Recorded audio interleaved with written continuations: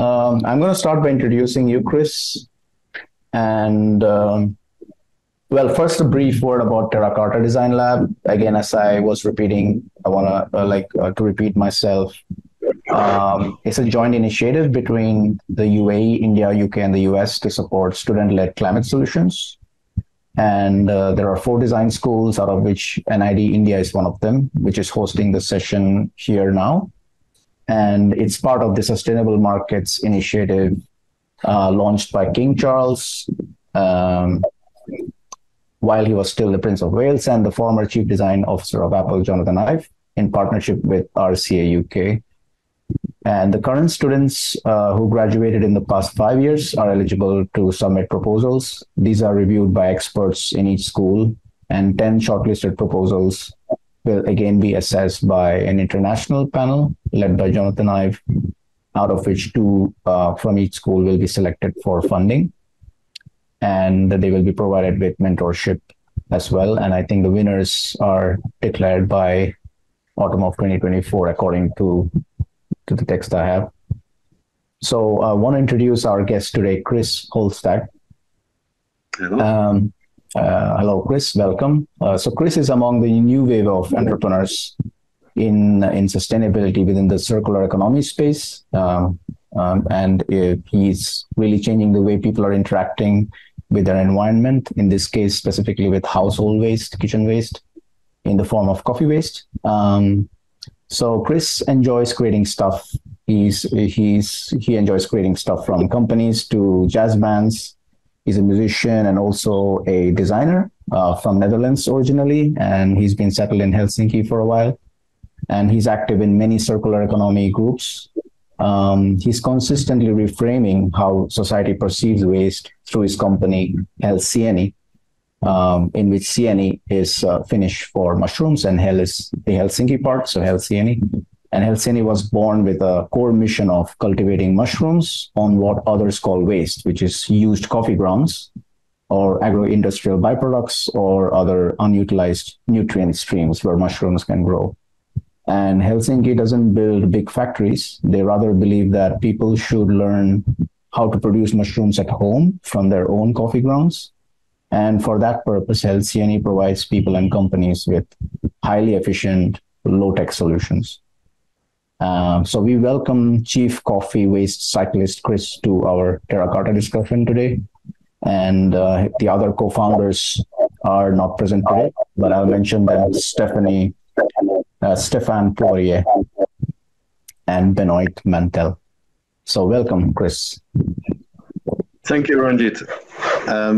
It's a honor to be here and talking to all of you. So hello from Helsinki, Finland. I will talk briefly about what we have been doing here for the last 7-8 years, starting a small business and trying to improve the world. I will show you some of my slides, and let's see if I can get it to work. Share screen.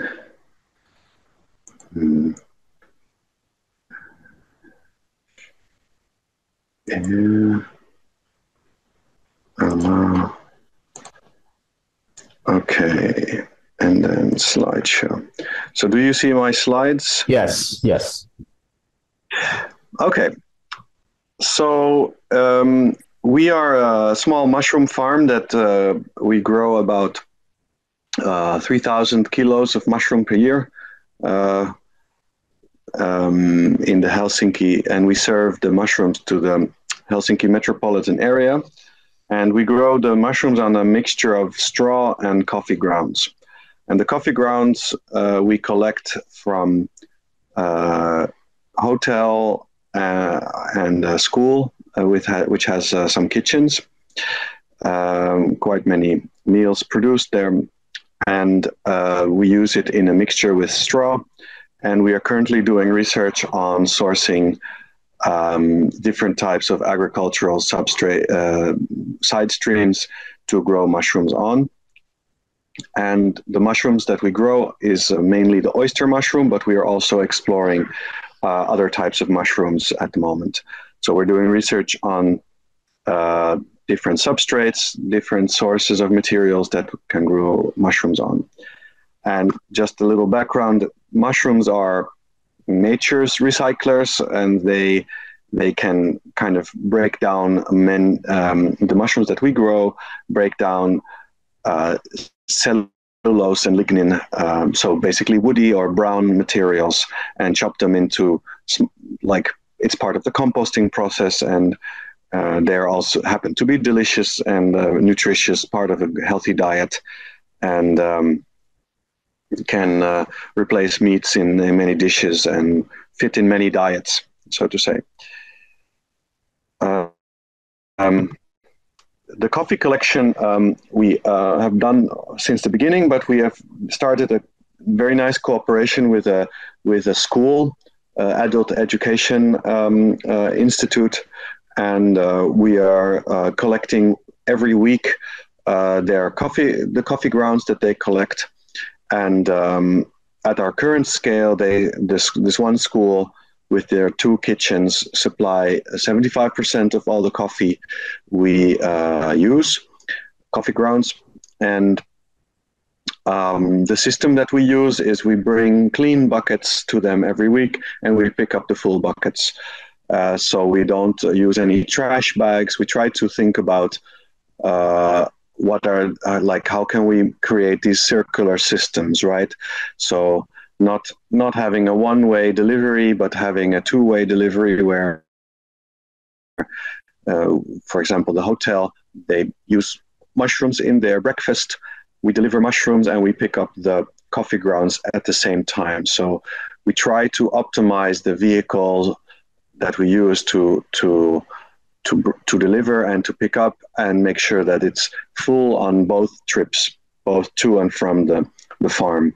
This is not always easy, but if you don't try, you will never succeed. So you have to kind of figure out routines and like scheduling and communication to organize these things. And we're trying it now on a small scale, and it seems to be working. So now we are able to scale up if we want to increase our mushroom production, then we can collect more coffee with the same systems that we have been developing over the years. And I would say more than products or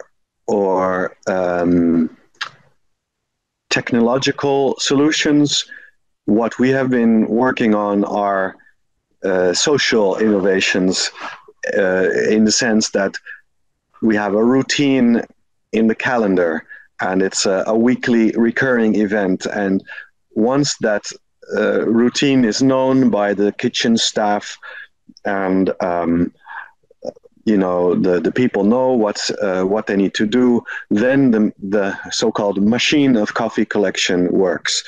It doesn't work if you are inconsistent with picking up the coffee grounds. The kitchen staff will just throw it in the bio waste, or even worse, in the mixed waste. And so these kind of repetitive routines are very important to the success of this kind of circular thinking.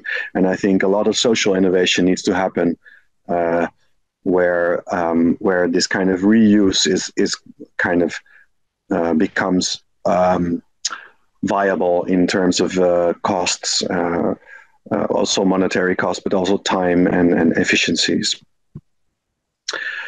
We have a pilot, an urban farm built in 2 repurposed shipping containers. The shipping container is a very useful unit to repurpose, because they are ubiquitous. You can find them anywhere, and usually when they have, these are so-called refrigerated containers, and when they reach the end of their life as a shipping container, they are still very much usable as a mushroom farm. And you can have a very modular farm. You just add more units if you want to increase your mushroom production. We do have an indoor space where we mix the substrate, but in theory you could place those activities in a shipping container as well. But because we have quite harsh winters where water pipes freeze, we do prefer to have our substrate production indoors. Here's some pictures of the substrate. So we are currently using pelletized straw, coffee grounds, and then we add the mycelium to the medium. It is heat treated, but we don't autoclave it. So we don't use pressure. We just use hot water basically. And then once it is cooled down, we can add the mycelium. We try to also be mindful of the amount of energy that goes into our production.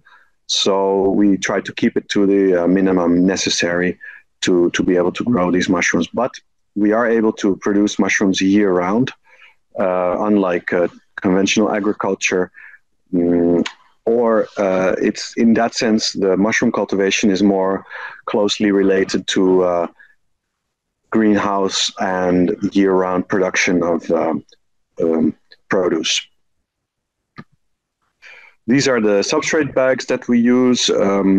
They are there's many different shapes and sizes that you can use, but these are the ones we use. And this is what it looks like in one of the containers. So after the bags have colonized, this white mycelium grows all over the straw and coffee grounds, and then after 3 to 4 weeks, the mushrooms start coming out.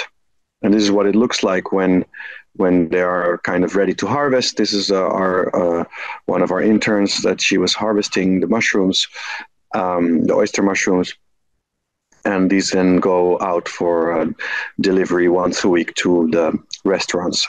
So we sell direct to restaurants, and we do service a few shops, but most of our business is servicing the local economy. And this is also the model that we believe in for scaling. We believe in not making a big factory and then shipping our mushrooms all over the place, but we believe in duplicating this local small-scale mushroom farm and teaching people how to operate a local farm so that they can supply the local restaurants and customers with mushrooms. And the key to this is to keep the costs low of the initial investment. So that's where the modularity of the shipping container comes in, is that for every type of farming operation, you need some upfront investments, but you can do it in a modular way. And we are trying to kind of teach people this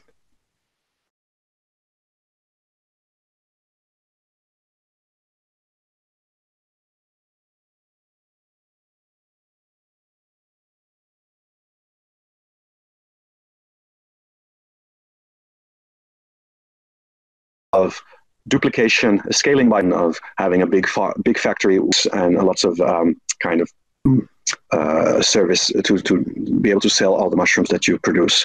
And this is counter to the model that exists in most of the world, where industrial farming is the dominant form. Well, not everywhere, of course, but the oyster mushroom is a mushroom that has a short shelf life, and the quality is best when it is just freshly picked.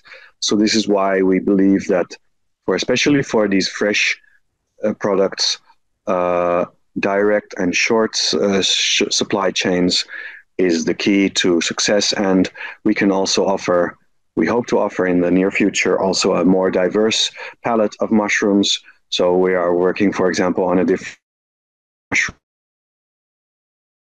at the moment, which is the lion's mane mushroom, and working to grow that one as well.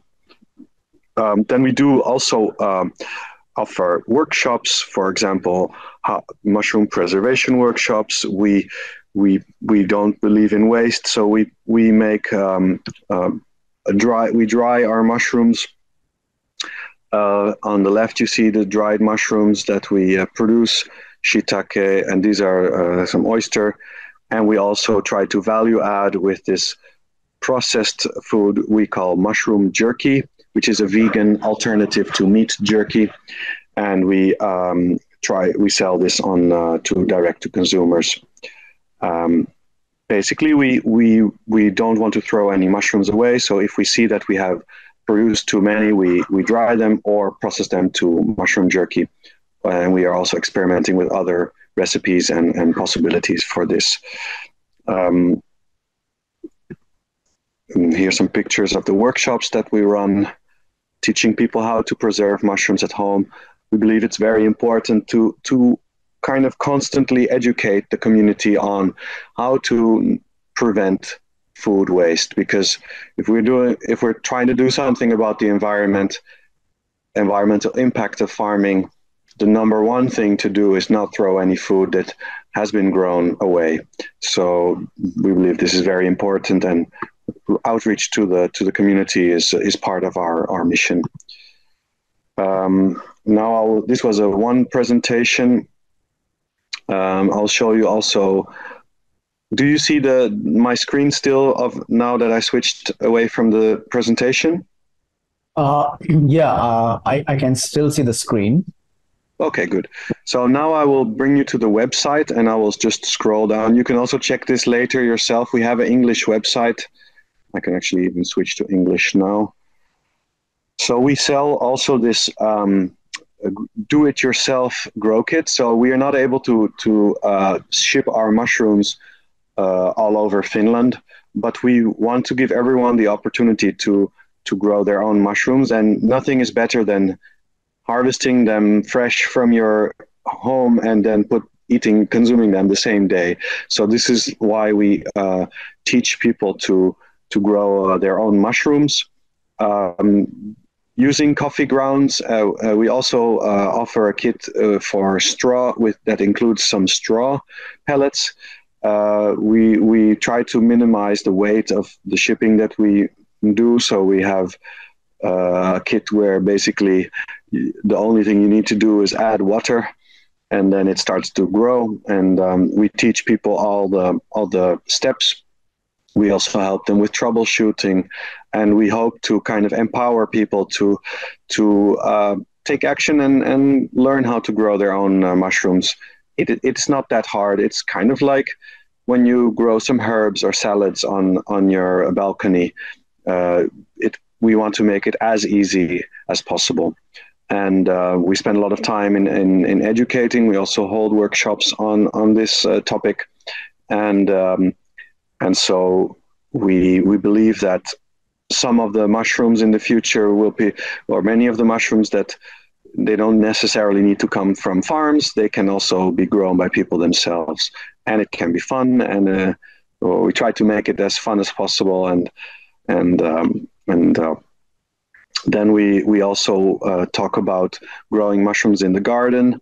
So we have, whenever there's a tree that falls over with a storm, we tell people how to inoculate it with, for example, oyster mushrooms or shiitake. These are very common mushrooms to cultivate. We show them how to make a mushroom totem.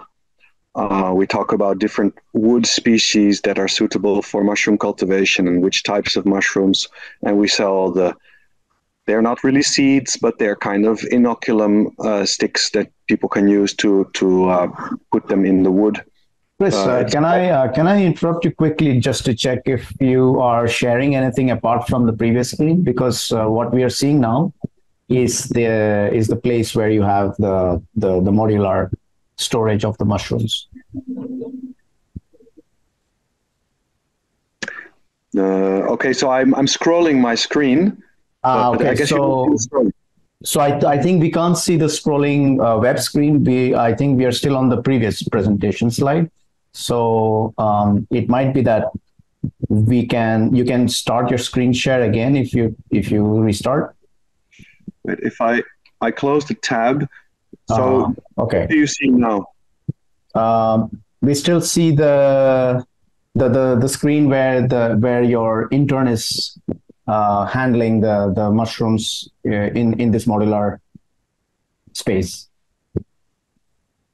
Okay. That's, I think, the previous slides. I think we didn't see the website you were showing. I see. Yeah. Okay. Let's see. Hey, let's try again. Technology. Okay. Yeah. So let's try again. Share screen, share window, or screen? I think you should just say share screen, and My then you screen. can probably I go have to the now my browser. entire screen. Yeah, now we can see the And browser. Yes, that's good. okay. Yeah, So great. this is now do you see the Helsieni Grow Kit? Yes, yes, Okay, great. perfect. So that's the Helsieni Grow Kit. We collect these white buckets from restaurants, for student restaurants. They are normally used for yogurt for institutional customers, so 5-liter yogurt boxes. They are excellent for growing mushrooms. And we have developed, the only thing we do is we drill some holes in them and we stick a label on it to make it our grow kit. So we don't buy in any plastic, any new virgin plastic to make our products, except for the plastic bags that we make our mycelium bags from. And we tell people how to make their own grow kit if they want to try it themselves. So that's where this starter kit is. We just give you the mycelium and you source your own bucket, and then you can we give instructions on how to make your own grow kit, and then you can with some coffee grounds, and all you need is a little bag of the mushroom culture, so to say, and you can start to grow mushrooms. It's basically the same as having a pack of seeds, but then for mushrooms, for oyster mushrooms. So here you see a picture of the white mycelium growing on top of the coffee grounds, and then adding a new layer of coffee grounds on top, and then it will start to become white, covered with the mushroom. And yeah, so we try to make, as I said, we try to make it as easy as possible, and also try to empower people by teaching them a new skill and a new hobby, and which they can do at home or in their garden or with their kids or with the community, and hopefully, increase people's knowledge. And here's just some pictures of customers that have been growing with our mushroom kits. Then I was talking about the logs so earlier. So you see, like, sometimes you have tree material that's available, and that's perfect for growing different types of mushrooms like shiitake, but there's many others that are edible and very tasty and very nutritious as well, like this chicken of the woods that you see here. And we basically spent a lot of time in educating as well. So this is we have many different lines of business. One is the business to business, so selling to chefs and teaching people how to start a mushroom farm, but also just telling people about how to cultivate mushrooms. We believe it's very important to educate. And please check out our website. There's a lot of information there. It's in English as well. This was the Finnish page, but if you click here on the top right corner, you will get the English version of our website. And I hope you have some questions, and I'd be happy to answer them. Thanks, Chris. That was awesome. Very, very inspiring concept, completely from the ground up. I mean, I think you guys just developed everything yourself through a lot of piloting and trials and prototyping in a lot of different spaces. So it's really fascinating, the journey you've done. And also with this Institute of Design in India, there's a lot of design entrepreneurs who want to especially tackle, these meaningful issues in the environment and in the ecology around them. So there's a lot of focus on sustainability, and there have been, I think, previously also some entrepreneurs in design who have been looking especially at food packaging, for example, and making businesses out of that. So I'm open for questions if there is any. I'll wait for some raised hands. Yeah, I can give while the questions start to develop in minds. Yeah. I can share a bit of my background. I realized I didn't really introduce myself, so I'm my name is Chris. I'm from the Netherlands, and I studied industrial design engineering in Delft University of Technology. Maybe familiar to some design students. And I have a bachelor's degree in design. But when I was studying there, I felt that the curriculum was not really had not been updated to the needs that designers need to do in the future. So sustainability was a very small topic of our studies. We were basically trained to make the next toaster, we were product designers. We were looking at functionality, user interface, user experience, but we didn't really question where do the materials come from, how are they produced, can you reuse things. These kind of questions were kind of troubling me. So that's why I switched away from industrial design and I went into industrial ecology. But the books that I was reading at the time, and I think they are still relevant today, if you haven't looked into it, are Cradle to Cradle by McDonough and Braungart, and also Design for the Real World by Viktor Papanek. Those were two books that really got me thinking about, okay, who are we designing for? Like, does this rich person need another toaster? No, the answer is no. But like, our systems have been so, narrow that we are, as designers, we are often not asked to design for people who need things. And then we are also not taught how to think of materials and their implications on the environment, and how can you recycle things? How can you make sure things can be taken apart into the different material components? How can you use standard materials instead of custom materials? Custom screws that only work for your product and not for someone else's product if you take them apart. So I would say if you're studying design, I highly recommend those two books. Maybe Ranjit can put them I can put them in the chat here in a bit. But yeah, and this has been useful in the development of my business. Like we constantly question, like, do we really need to buy virgin materials? The default is no, we don't buy new. We use what's already there, and we try to find solutions with because there's so much stuff in this world we don't need. Like, if we can avoid it, please let's use renewable materials or existing ones.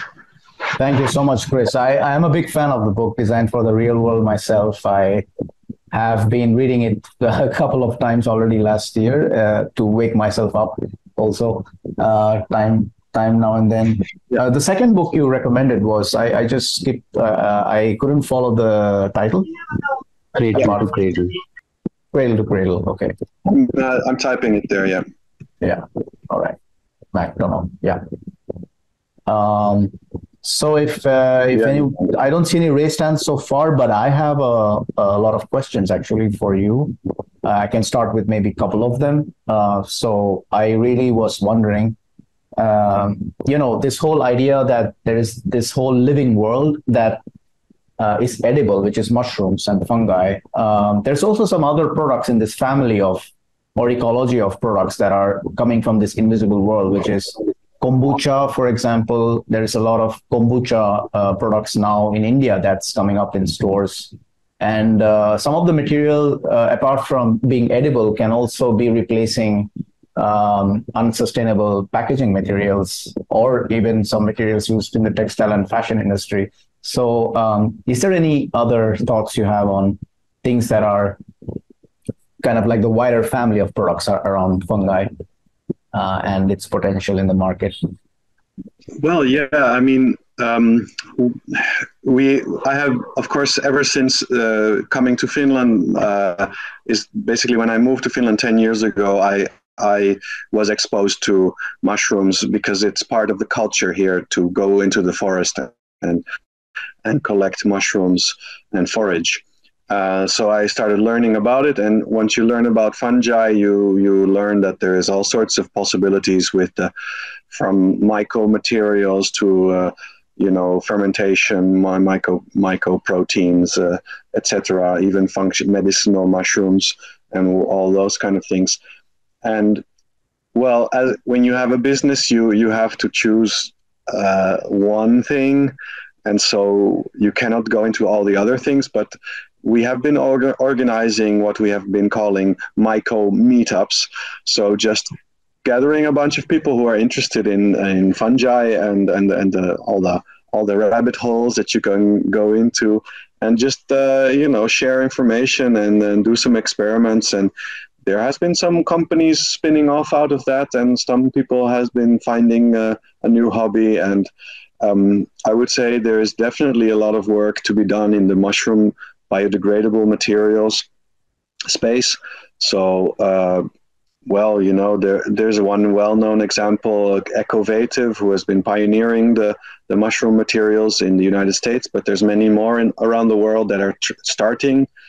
But it's, the challenge can be to, this is very R&D intensive work, and there's not yet like a business ready business model that you can just pick up and make money the first year with. So I would say there needs to be a lot of R&D investment before we can really have sustainable materials. But there is no other option than having sustainable materials in the future.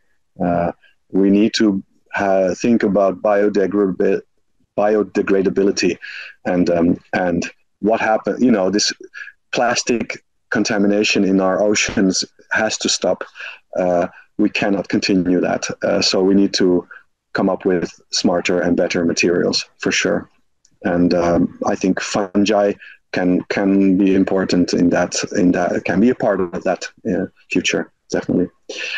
I see one raised hand. Yeah, we see one raised hand. Pranit, do you want to unmute yourself, or are you? Yeah. So, great. Am I audible? Yeah. Oh, hey, thanks for your session. Really interesting work in general. I had a couple of questions. One was, I think it might be a little offbeat, which is, have you looked at psychedelics? Because I think that's coming up as an idea for therapy. So that could be an area where this could take like a little bit of an offshoot or a sort of detour of how you kind of look at it. Because if it takes more importance in general in terms of how therapy works, it could be an interesting area to look into. I'm not sure if you've thought about it, but just I'm thinking out loud. And in general, how do you think you can scale?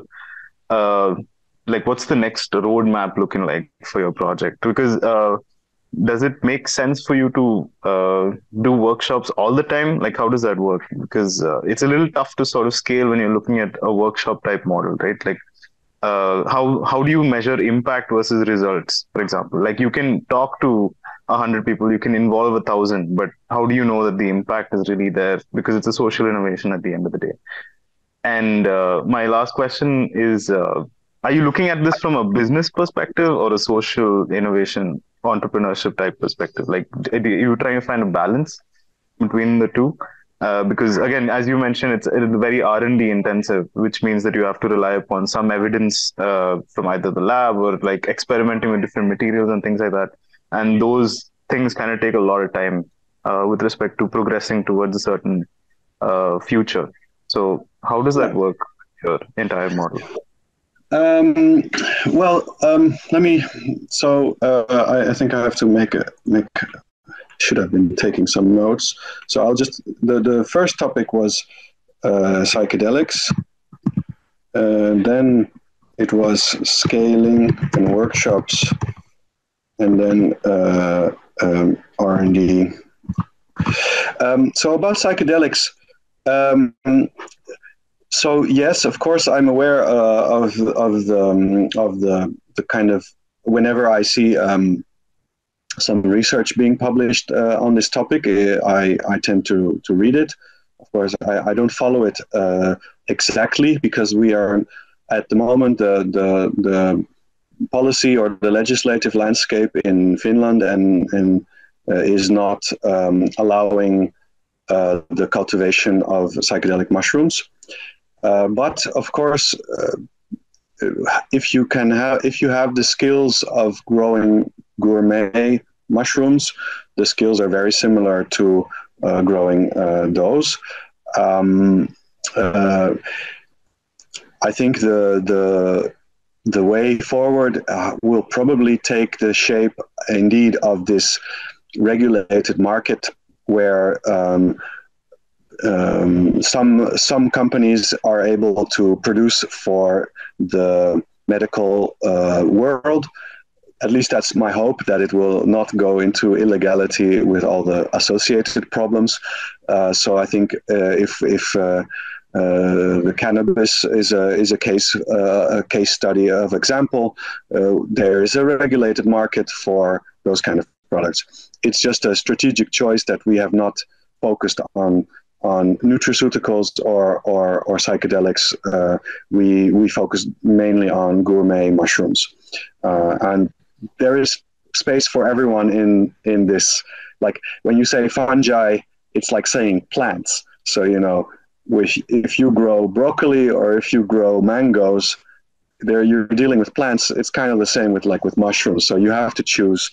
And I think there's place for many entrepreneurs and many kinds of businesses, and even public or cooperative or home scale growing of these mushrooms. It doesn't have to be exclusive, but basically we don't do it. But I think it's definitely interesting, and I follow the developments with great interest.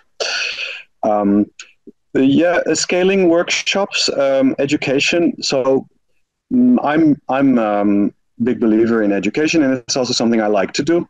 And while my reach is limited, I also want to have a nice work-life balance.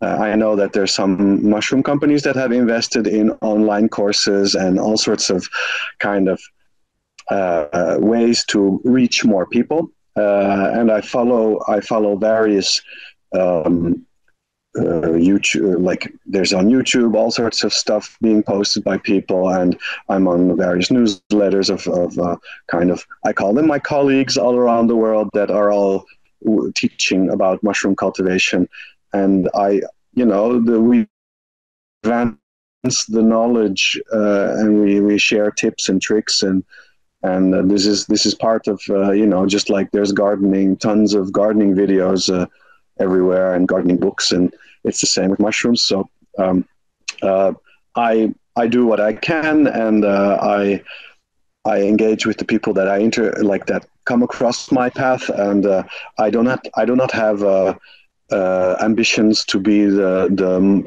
global monopolist on mushroom cultivation workshops, or I don't claim to be like a highest level teacher, but my main role is to get beginners excited about starting and trying something, and so I think I hope I am succeeding at that, and well, I do it in my way, and I try to not work too hard and also enjoy life outside of the business, because of course it can take up all your time.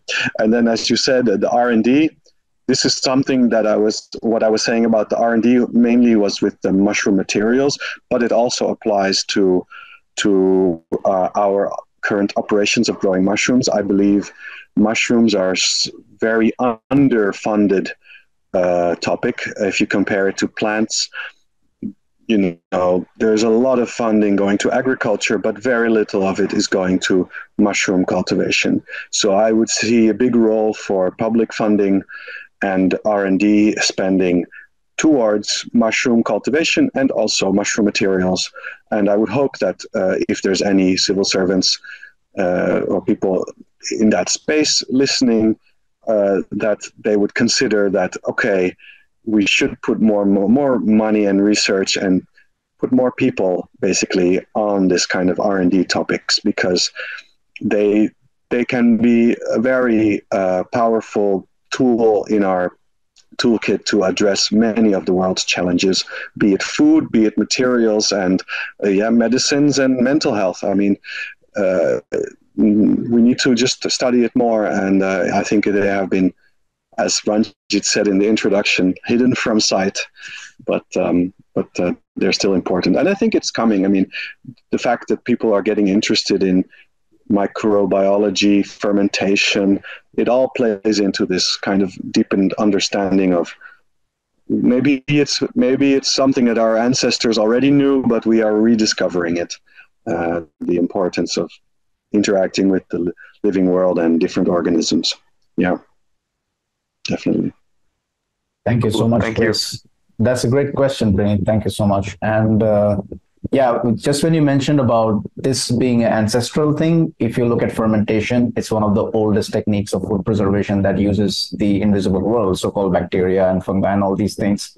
The R&D came in the form of just trial and error and sort of finding out things. But a lot of things, like how we make yogurt, for example, and these kind of things that gets passed down as tradition, somehow is also getting lost, because then you have replacing those with like market products from the store.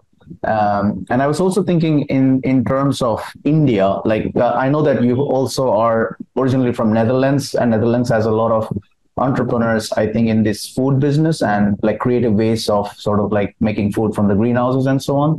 So Europe has a certain kind of challenge and certain topography, which is good for mushroom cultivation.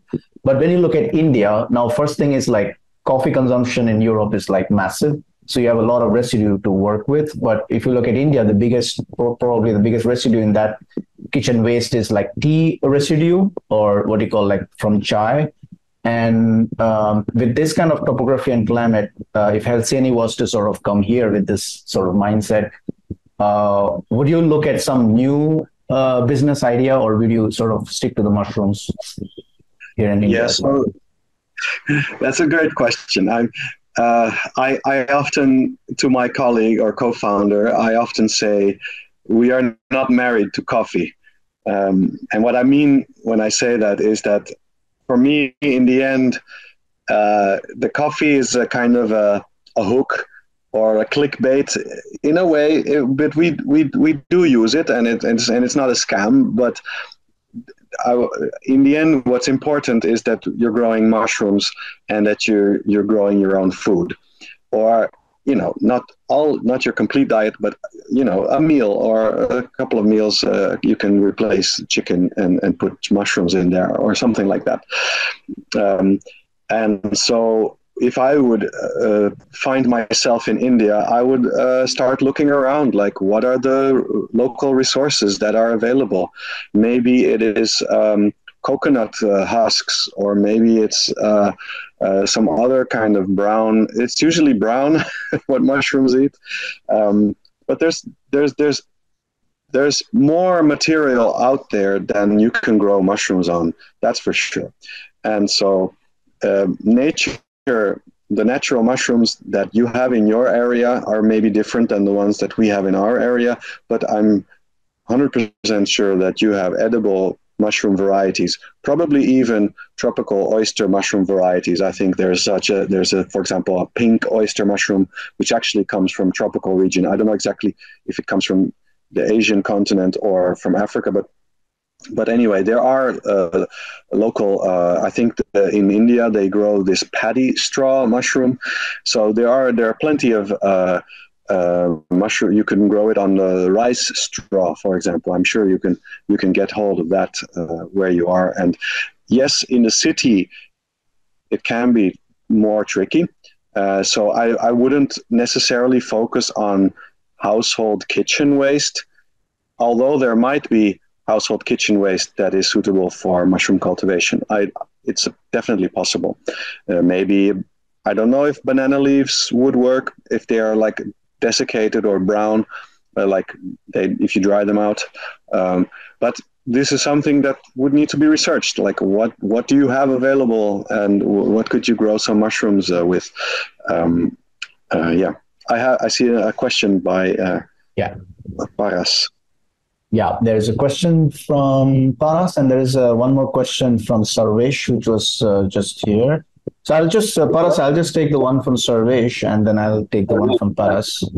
So Sarvesh is asking, are you also involved and working with indigenous communities in the process of learning and education? Well, we are not specifically targeting indigenous communities. In Finland, there is, to my knowledge, only the Sami peoples that are indigenous to Finland. And it's possible that some of them enroll to our workshops. I mean, our workshops are open to anyone who signs up, but we are not specifically targeting indigenous communities. I think, I mean, these skills on growing food and they are as important to anyone, including indigenous communities, and maybe indigenous communities can inform the general body of knowledge that is mushroom cultivation. So, maybe they have some practices that have been passed down through the generations that are or some. With mushroom cultivation is a bit more modern than seed saving, for example. Like this practice of passing down seeds through the generations to keep the local varieties or indigenous varieties is a bit different with mushrooms, because in general the mushrooms that we cultivate are actually quite wild. So they have been relatively recently taken, found in nature and used as cultivation commercial strains. And so, but perhaps there is more examples about this. I don't know. I would have to look into it. But yeah, here in Finland, it's not. We don't particularly deal with that. Yeah, it's interesting because I've also heard this sort of mythology that Santa Claus is a hallucination of somebody who drank reindeer piss, that the reindeer ingested some kind of psychedelic mushrooms, and they sort of conjured up this whole idea of Santa Claus and the elves. Well, we don't know. It's an indigenous mythology. Let's just say it's quite a coincidence that the Amanita mushroom, which is the very quintessential red mushroom with white dots, just happens to have the same colors as Santa Claus. Yeah. I don't know. Is it a coincidence? Well, let's find out. Yeah. Paras, okay, so Paras, sorry about the delay. Yeah, Paras, go ahead. No worries. Thank you so much, Chris. This was super interesting. Actually, two questions in particular. One maybe question, maybe statement, the other one a question. The first one is because you were mentioning, especially for, a sort of slightly more temperate or hotter climate like India, tropical or hotter climate like India, it might be more likely that we could use something like this for sort of rice straw and sort of those kinds of things that are usually considered waste and burnt off, especially in India. I'm just wondering, especially given the fact that there's a fair amount of temperature control required throughout the for a fair bit throughout the process of cultivating mushrooms. Do you think something like this has some sort of feasibility in tropical climates? I'm just checking just to see what the likelihood of something like this in tropical climates could be. So that's a good question. We in Finland, the mycelium doesn't grow when there's freezing temperatures. So we have quite a long period of time when you would not be able to grow mushrooms in an outdoor setting. So we do heat our farm, so to say. But if you have constant heat, then as Ranjit said in the beginning, anything grows all the time. And so I would say the challenge for the Indian context would be probably more about selecting mushroom species that well where you are. So and you might, if you do have like seasons, like maybe the dry or the wet season, there might be different mushrooms that occur in nature at different times of the year. And so you could cultivate two different types and you could stagger the production and in that way you would be able to do it with a very low energy footprint. Of course, if you start to grow button mushrooms, they they require this very specific set of conditions, and then you need to create all sorts of air conditioning and all these things. And this is what we're trying to show is that we're not there yet, but hopefully we can get towards more cold-loving mushrooms in our context. But where you are, you might want to get away from the button mushroom and more tropical mushrooms because they're just more appropriate and they will require less energy to cultivate. So definitely that's something to think about. Yeah, and keeping that in mind, if we sort of see a market for slightly sort of maybe non-button mushrooms, but just more different kinds of varieties of mushrooms, then that also serves as a fairly good source of income for a lot of farmers who may want to diversify some of their agricultural practices as well. The other question that I had was more from a consumer side of things. Because you've been doing this for a bit, what has your experience been in terms of people who've actively engaged in growing mushrooms, or for you itself, the culture or the concept of I grow my own food? Have you seen that being sort of furthered a fair amount, or what are the cultural connotations of doing something like this, especially in a sort of system where a lot of the food that we currently eat is packaged, prepackaged, directly purchased, etc., etc. So I'm just wondering, keeping that in mind, what are your learnings on that bit? Well, it's a slow process, but I think it's important. And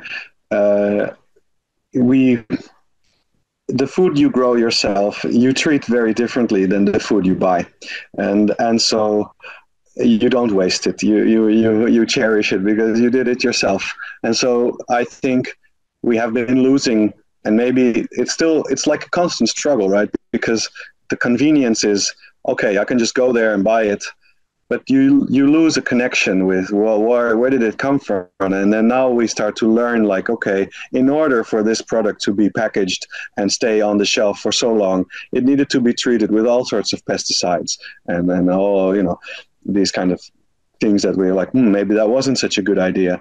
So trying to reconnect, okay, what do you eat? And so doing a little bit of mushroom cultivation starts to open up and give you these questions again to ask and to think, okay, what's the food system that we actually want?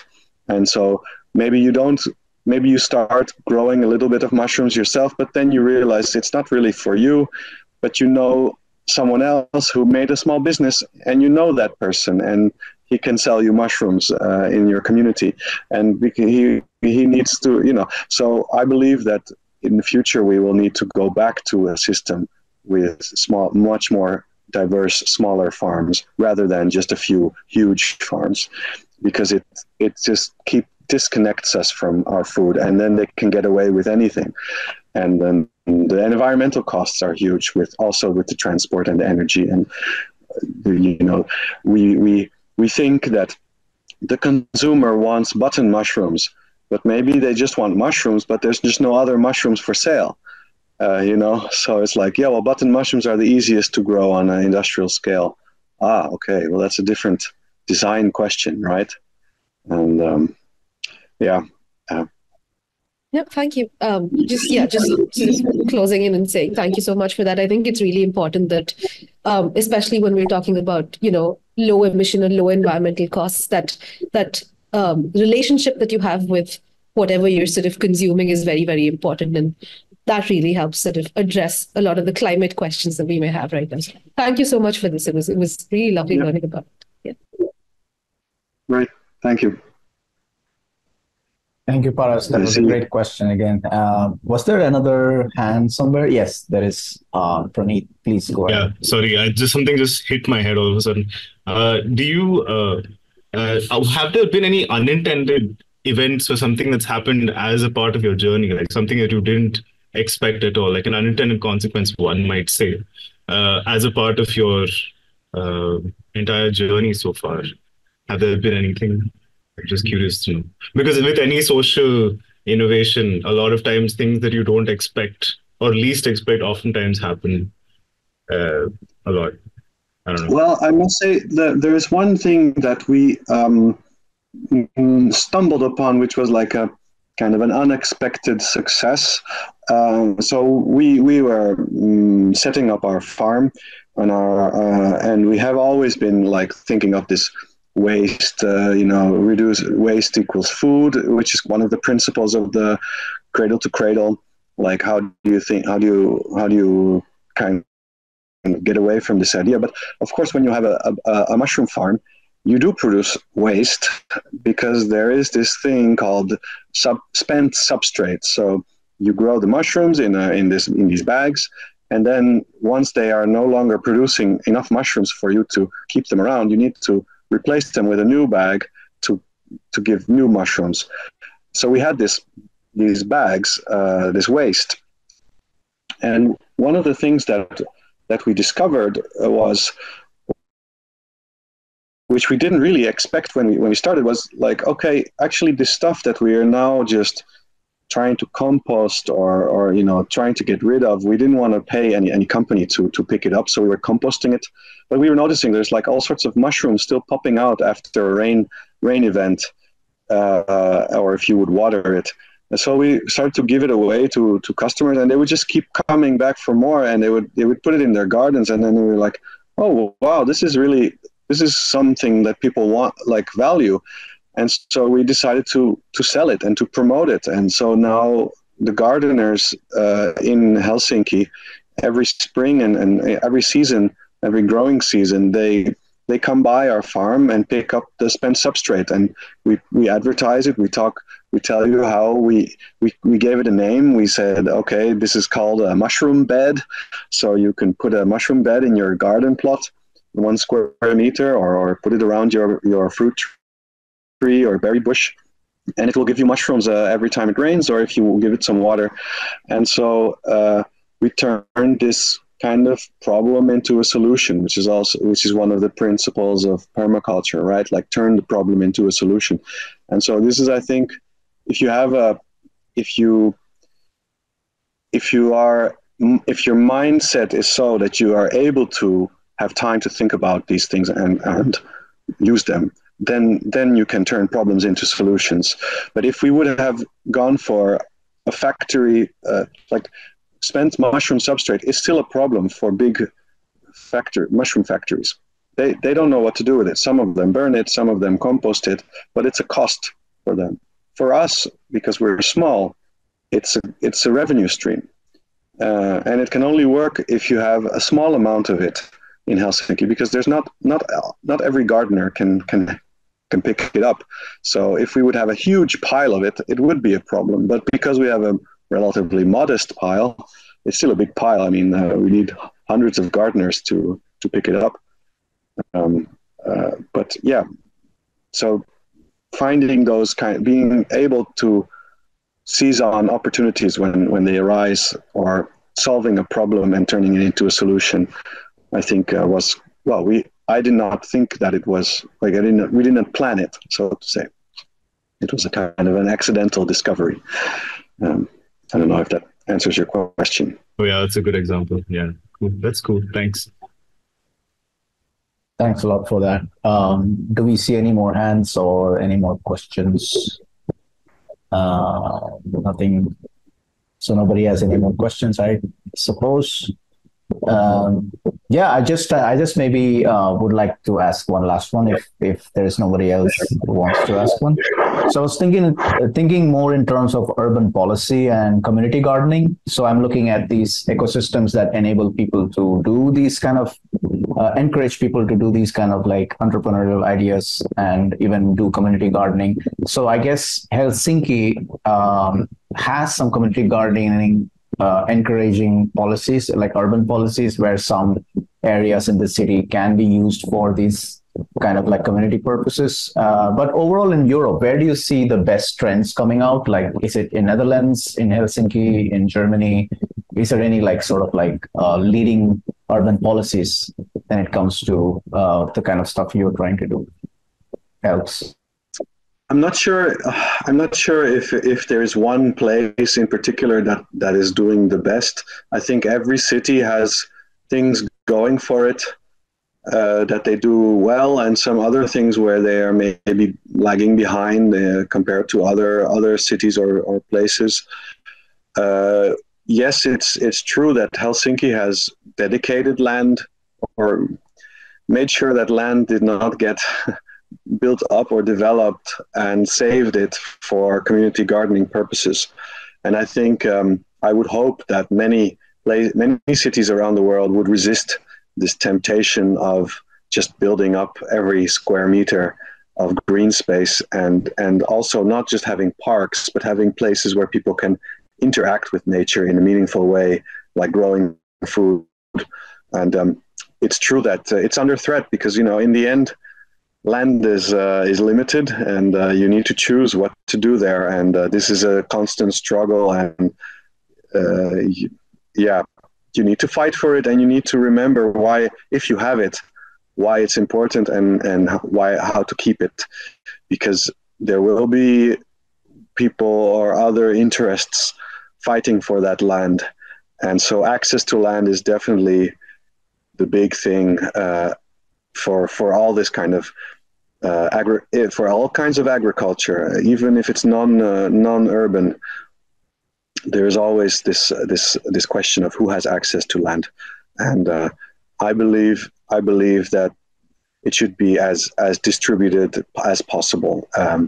Land should not be owned by a single or small group of people. People should have access. I can give you a nice example. Finland is quite unique. There is a law called the Everyman's Right, or now they changed the name. Actually, they call it Every Person's Right.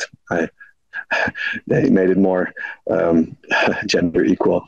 But basically, the right includes that you can go onto any property as long as you stay away from the residential quarters. So let's say you're going in the forest and you're allowed to pick berries and mushrooms from this forest. You're not allowed to cut down trees or touch anything that grows on the trees, but you are allowed to take what is in Finland a abundant resource, namely the berries, the forest bilberries, and the mushrooms that will come back every year from that piece of forest.